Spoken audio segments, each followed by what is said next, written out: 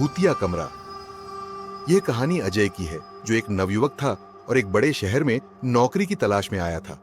उसे जल्द ही एक अच्छी नौकरी मिल गई, लेकिन रहने के लिए उसे एक कमरा ढूंढना पड़ा। उसे शहर के पुराने हिस्से में एक सस्ता और अच्छा कमरा मिल गया।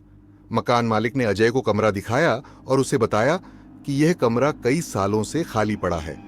अजय को कमरा पसंद आया और उसने तुरंत ही किराया देकर कमरा ले लिया। पहली रात अजय ने कमरे में अपना सामान जमाया और सोने की तैयारी की।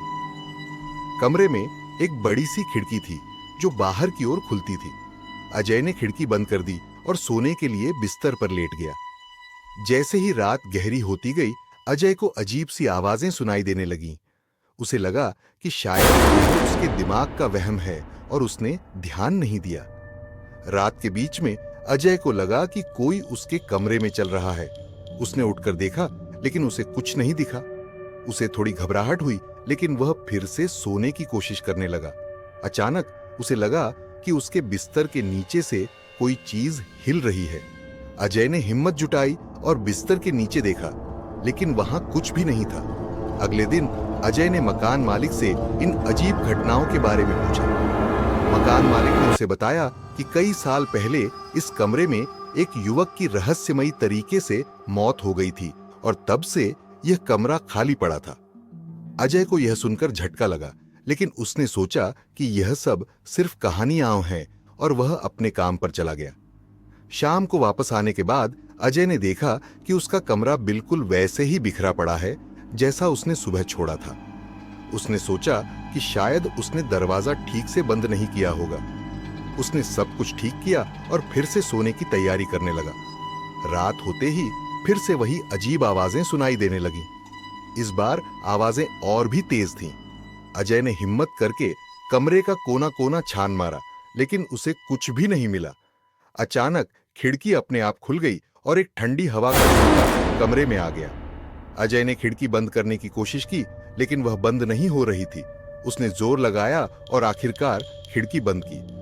अजय का दिल जोर जोर से धड़क रहा था। वह बिस्तर पर लेट गया और सोने की कोशिश करने लगा। तभी उसे लगा कि कोई उसके बगल में बैठा है। उसने धीरे से अपनी आंखें खोलीं और देखा कि एक धुंधली आकृति उसके बगल में बैठी हुई है। अजय डर के मारे चीख पड़ा और कमरे से बाहर भागा। वह मकान मालिक के पास पहुंचा और सारी बात बताई। मकान मालिक ने उसे शांत करने की कोशिश की और कहा कि शायद यह उसका भ्रम हो। अजय ने उस रात बाहर ही सोने का फैसला किया। अगले दिन अजय ने सोचा कि वह उस कमरे को छोड़ देगा, लेकिन उसे कोई और सस्ता कमरा नहीं मिला। वह वापस उस कमरे में जाने को मजबूर हो गया। उसने सोचा कि वह इस बार कमरे को अच्छे से साफ करेगा और वहां पूजा करेगा। उसने मंदिर से पुजारी को बुलाया और कमरे में पूजा करवाई। पुजारी ने कमरे की सफाई की और कहा कि अब कोई भी आत्मा उसे परेशान नहीं करेगी। 24 सियो। अजय ने कुछ दिनों तक चैन की नींद ली, लेकिन एक रात फिर से वही अजीब घटनाएं शुरू हो गईं। इस बार अजय ने निश्चय किया कि वह इस रहस्य को सुलझाकर ही रहेगा। उसने उस युवक की मौत की पूरी कहानी जानने की ठान ली। उसने पड़ोसियों से बात की और उसे पता चला कि वह युवक भी उसी तरह की अजीब घटनाओं से परेशान था और अंत में उसने आत्महत्या कर ली थी। अजय को अब समझ में आ गया था कि यह आत्मा उसी युवक की है जो अभी भी इस कमरे में भटक रही है। उसने सोचा कि वह आत्मा को मुक्त करने का प्रयास करेगा। उसने अपने दोस्तों से मदद ली और एक तांत्रिक से संपर्क किया। तांत्रिक ने कमरे में आकर कुछ मंत्र पढ़े और आत्मा को शांत करने की कोशिश की।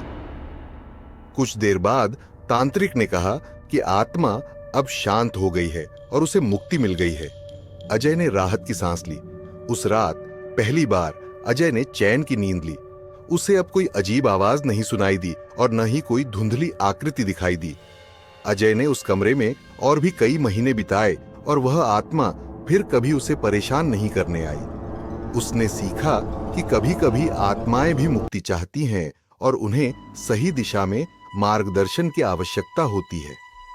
इस अनुभव ने अजय को बहुत कुछ सिखाया और उसे आत्मविश्वास भी दिया कि वह किसी भी कठिनाई का सामना कर सकता है।